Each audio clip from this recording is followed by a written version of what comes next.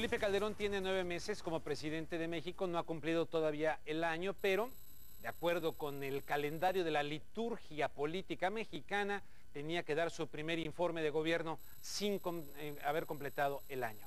Pero resulta que no pudo más que entregarlo. Lo que antes era una parafernalia, todo un culto al presidente que parecía un dios, un rey, ahora se ha reducido de manera importante y ahora fueron unos cuantos minutos, lo entregó por escrito.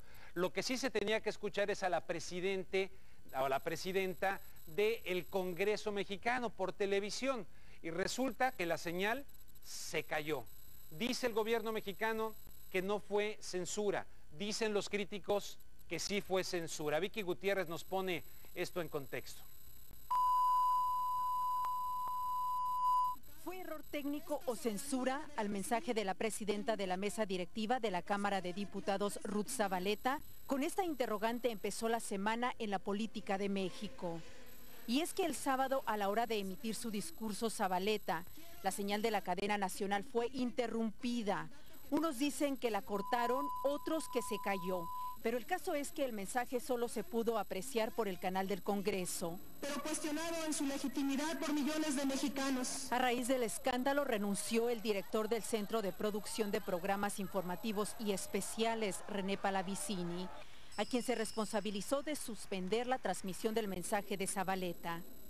Se dijo que los responsables de la señal se confundieron por el adelanto de la entrega del informe del gobierno, el cual estaba originalmente programado para más tarde.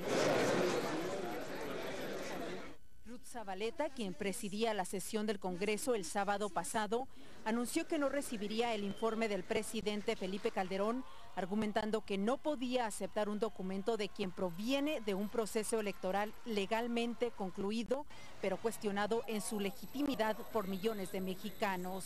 Se acabó el formato del 1 de septiembre, que era el día del señor presidente, ya cambió. Vamos a legislar para que el segundo informe de gobierno tenga otro formato, es lo que vamos a negociar, y antes del 15 de diciembre ustedes verán que se aprueba una nueva ley de formato para el 1 de septiembre. Los perredistas optaron por salirse el sábado antes de que Calderón entrara al recinto, diciendo que no podían estar presentes ante un presidente que consideran ilegítimo.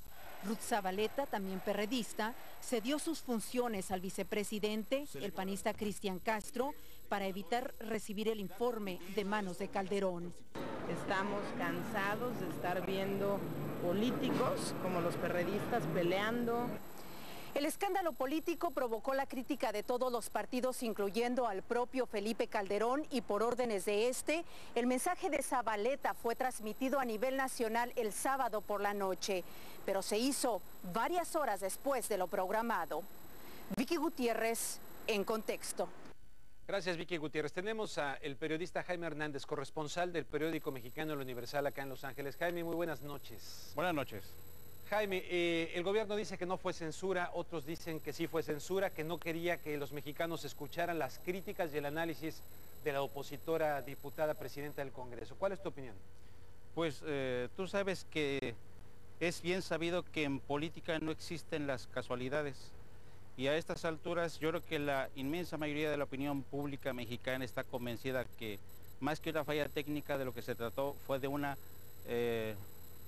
obra de censura premeditada para que en este momento, en ese caso, uno de los miembros de la oposición no pusiera en evidencia una vez más al presidente Calderón, recordándole o poniendo una vez más en entredicho la legitimidad de su gobierno.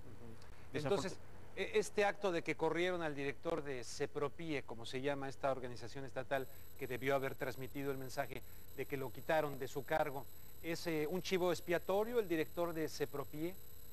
Yo creo que a estas alturas, y a juzgar un poco por la reacción que han medido en la opinión pública, en medios de comunicación entre intelectuales, al gobierno no le ha quedado más remedio que, como decimos en México, taparle el ojo al macho, sacrificando a un funcionario, ofreciendo su cabeza para no perjudicar otros acuerdos, otras negociaciones claves que se están cocinando en estos momentos, como son la reforma fiscal y la reforma electoral.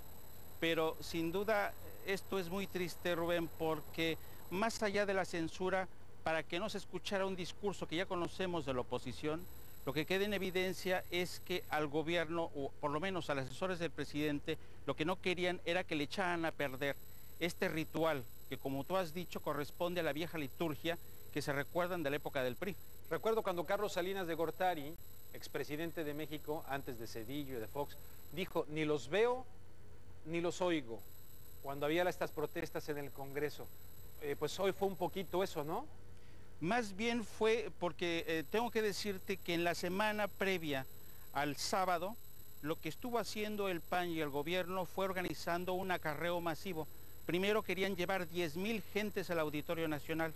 Cuando vieron que cambiaran de sede, decidieron recortar en 7,000 la convocatoria y fueron al final 3,000 gentes las que fueron acomodadas para que fuera un acto a modo del presidente, para que no hubiera estas protestas en las que, como tú recuerdas, el presidente Salinas de Gortari ni los veo ni los escucho.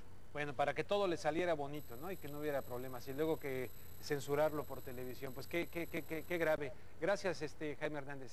Un abrazo. Un abrazo igualmente para ti, Jaime Hernández, periodista del Universal.